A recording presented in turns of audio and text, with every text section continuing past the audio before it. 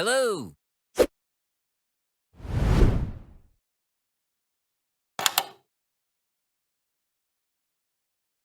Salam sejahtera kepada semua. Hari ini kita akan membincangkan langkah-langkah untuk mencari nilai bagi logam 5 yang mudah. Di sini cikgu sertakan nota ringkas sebelum kita membincangkan soalan. Baik, kita mempunyai 3 hukum logam 5.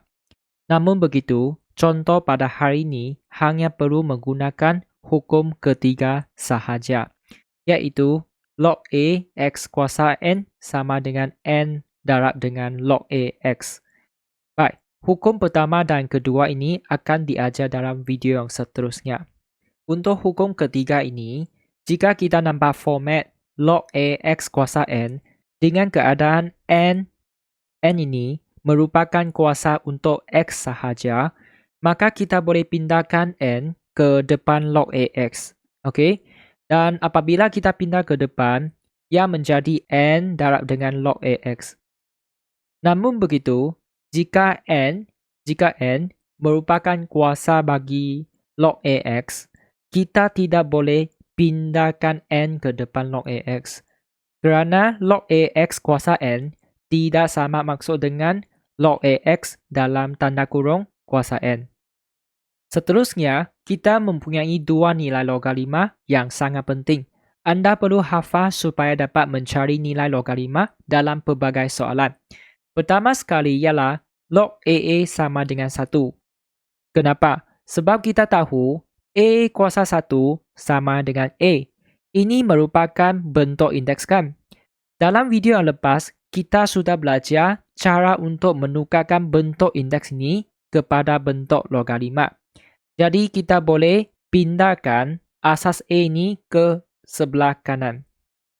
Apabila asas A ini pindah ke sebelah kanan, log akan wujud di sebelah kanan. Jadi kita ada log asas A dan isi kandungan A. Boleh? Dan sebelah kiri kita tinggal apa? Kita tinggal 1 saja kan? Kita salin 1 sama dengan. Untuk nampak kemas, kita tulis log AA di kiri dan 1 di kanan. Jadi kita boleh tulis log AA sama dengan 1. Maka kita dapat nilai logam 5 ini iaitu log AA sama dengan 1. Sama juga untuk log A1 sama dengan 0. Kenapa? Baik, kita sudah tahu A kuasa 0 ialah 1 kan? Ini merupakan bentuk indeks. Jadi kita boleh pindahkan asas A ini ke sebelah kanan. Dan log akan wujud di sebelah kanan. Jadi kita boleh tulis log 1 berasas A. Dan untuk sebelah kiri, kita tinggal apa? Tinggal 0 sama dengan kan? Jadi kita akan tulis 0 sama dengan log A1. Jadi untuk nampak kemas, kita boleh letak log A1 di kiri dan 0 ini di kanan. Okey, log A1 sama dengan 0. Boleh? Jadi ini adalah nilai logam 5 yang kedua. Anda perlu hafal dua nilai logam 5 ini. Baik, sekarang kita lihat pada soalan. Tanpa menggunakan kalkulator, hitung nilai bagi setiap yang berikut. Untuk soalan A, kita ada log 9 yang berasas 3. Langkah pertama ialah kita perlu tukarkan isi kandungan 9 ini kepada nombor berasas 3. Sebab kita perlu ikut asas logam 5, 3. Boleh? Jadi kita boleh tulis apa? Log 3. 9 boleh ditulis jadi apa? Boleh ditulis sebagai 3 kuasa 2. Kalau tidak mahir, anda boleh tekan kalkulator. 3 kuasa 2 ialah 9. Maka 9 boleh ditulis sebagai 3 kuasa 2. Boleh? Ingat, 9 ini perlu ditukar kepada asas 3. Lepas tu, kita nampak log 3 kuasa 2 sebenarnya ialah format A X kuasa N. Maka kita boleh buat apa? Kita boleh pindahkan 2 ini ke depan. Jadi kita boleh dapat 2 darab dengan log 3 asas 3. Kemudian kita sudah belajar log AA sama dengan 1 kan? Oke, maksudnya log 3 ialah 1. Jadi kita boleh tulis 2 darab dengan 1 dan akhirnya kita dapat 2. Ini saja. Seterusnya, untuk B, kita ada log 264. Sama juga, kita perlu tukarkan isi kandungan 64 kepada nombor berasas 2. Sebab di sini asas logaritma adalah 2, maka 64 ni perlu ditukar jadi nombor berasas 2. Jadi, 64 boleh ditulis sebagai apa? Kita boleh cuba tekan kalkulator. Contohnya kita tekan 2 kuasa 5. Tetapi kita dapat 32 kan? Untuk mencapai 64 ini, kita perlu naikkan kuasa. Jadi kita mungkin boleh tekan 2 kuasa 6. Kita dapat 64. Kita boleh tulis log 2 kuasa 6, di mana asas logaritma ialah 2. Kemudian kita boleh pindahkan indeks 6 ini ke depan log. Jadi kita boleh tulis 6 log 2, di mana asas ialah 2. Lepas tu log 2 sebenarnya adalah format log AA kan. Jadi kita tahu nilainya ialah 1. Kita boleh tulis 6 darab dengan 1 dan kita dapat 6. Macam ni saja.